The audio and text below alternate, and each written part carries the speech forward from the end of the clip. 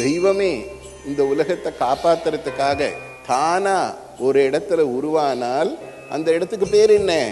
ஸ்வயம்பூன்னு பேர். ஸ்வயம்பூ. யாருடைய பிரதிஷ்டையும் இல்லாமல் அம்மாவே ஸ்வயமா ஒரு இடத்துல பிரதிஷ்டையானால் அந்த இடத்துக்கு பேரு ஸ்வயம்பு பிரதிஷ்டான்னு பேர். ஸ்வய பிரதிஷ்டான்னு பேர். ஸ்வயம்பூ. பூ என்றால் பூமி, ஸ்வயம் என்றால் தானாக. அம்மாவே தானா பூமியிலிருந்து வெளிப்படுறதுக்கு பேரு தான் ஸ்வயம்பு. அப்படி அம்மா இங்கே பூமியிலிருந்து ஸ்வயம்பா வெளிப்பட்டான். இந்த ஸ்வயம்பு இருக்கக்கூடிய கஷேத்திரங்களுக்கு பீடத்துக்கு என்ன விசேஷம்னால், பொதுவா ஒரு மனிதர்கள் கோவில் கட்டியிருந்தாலே அந்த கோவிலுக்கு எவ்வளவோ சக்தி இருக்கும், கர்ப்ப கிரகத்துக்கு எவ்வளவோ சக்தி இருக்கும்.